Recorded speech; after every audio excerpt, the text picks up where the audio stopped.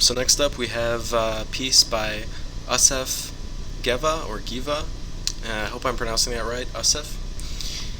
So first off, great job. I understand that you received the most Facebook likes on this, so rock on. It's definitely a fun piece. I'm going to be kind of taking some of my knowledge in the area and applying it to your already great design just to kind of tweak it and make a few little changes to just kind of amplify all the good things that you've got going on here. So first off, I really like the graphic nature of this. Just the big shapes that you have. It's very appealing, and it also does a great job of capturing his likeness. So the changes that I'm going to make they're all very subtle, because my goal here is to preserve the bones of what you've created, and the essence and the overarching style. We're just going to run with that because it's working. So, all right. Now, one thing that I would say, a note that I often give, is to always have truth in your anatomy. So when you simplify things like you've done here, you are basically distilling reality down into the most basic lines. So you have to make sure that each line is telling the right story that you want it to, that there's that truth in anatomy. So for example here, we're predominantly seeing this side of his face. It's slightly favoring this side, yet this side has a bigger brow. So they should be about the same size. If anything, this one would be a tiny bit shorter. So I'm just taking your skin tone and I'm going to shorten that eyebrow a little bit. Select this black, and then keep your design of the brow consistent there.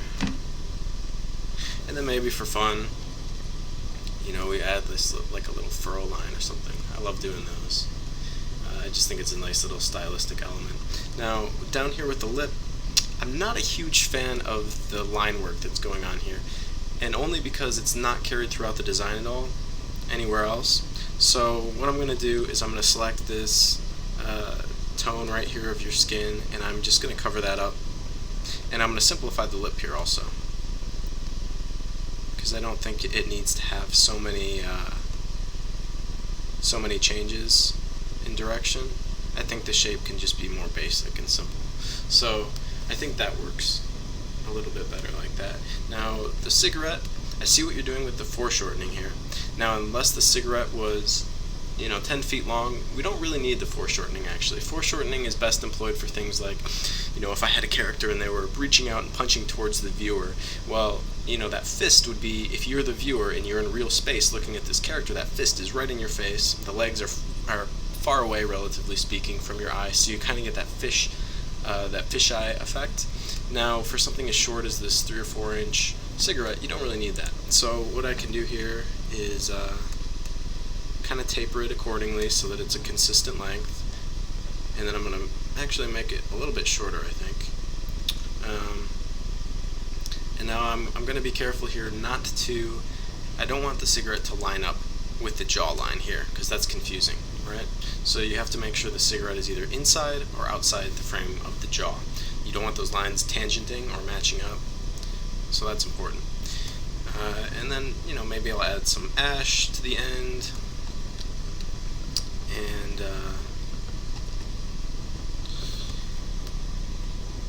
that's actually a good red that I've got already. And then, just have that cinder like you had burning at the end. And you could add some smoke if you wanted. It's not, it actually might detract a bit, from this piece. It's not entirely necessary, but if you did want to have some smoke, let's see, I'll lower the opacity on that a little bit. Just a little something coming off there. Maybe that works, maybe it doesn't. In terms of the hair, now, like I said, with every line, telling even more of a story when something is as graphically simple as this piece is. The hair over here, just see how there's a lot more choppiness. Like each strand of hair is shorter than on this side, and so what that does is it actually, because what you're doing with these choppy shapes, you're implying that the hair is like this photograph, curly, and you're doing that in the most minimalist way possible. So you want to make sure that there's a consistency. So all I'm going to do here, thicken up, is I'm just going to make these a little bit bigger, just so that it feels like the same texture as the other side.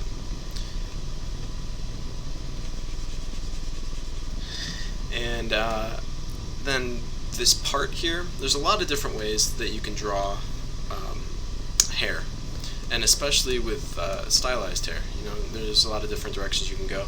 This though, it makes it look almost like doll hair, or like it's a wig or something. So, and I don't even think you need the part line, honestly. So we're just going to get rid of that, and then I'm going to call up white as a highlight for the hair. And I think I can probably get away with a little bit thinner. I think I can probably get away with just adding a few lines that show the texture of the hair. And that's all you really need. It shows the part, and then it kind of shows that the hair is wavy. And you could spend more time kind of massaging that and making it cleaner, but something along those lines is really all that you need there. Now, with regards to the anatomy of the neck here, I actually would play around with the shadow a little bit, because just to kind of make it clear to the viewer what the forms are. Now, this central part of the neck actually protrudes more than the SCMs, the sternocleidomastoids here, that attach, from the back of the jaw to the clavicles here. So because this protrudes more, the shadow would actually be a little bit higher than it would be on the SCMs.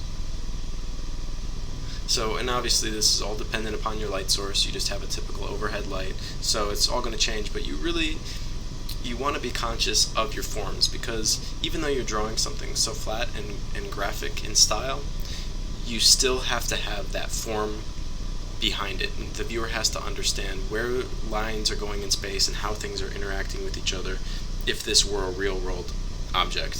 For example, if you were to look at a maquette of this character, how would you actually sculpt that in 3D? And you kind of want your 2D to actually look in the same way that sculpture would look in terms of the form and how it interacts with light. And then maybe, let's see,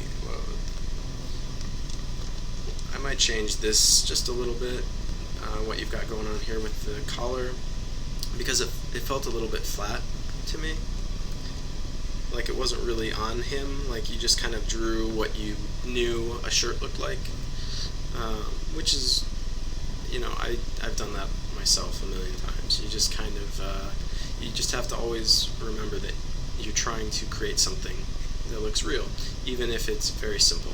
So just something like that, that shows where this shirt goes after it wraps around his body, and a form with the collar that kind of contours a bit to the body. And so you could do the same thing over here.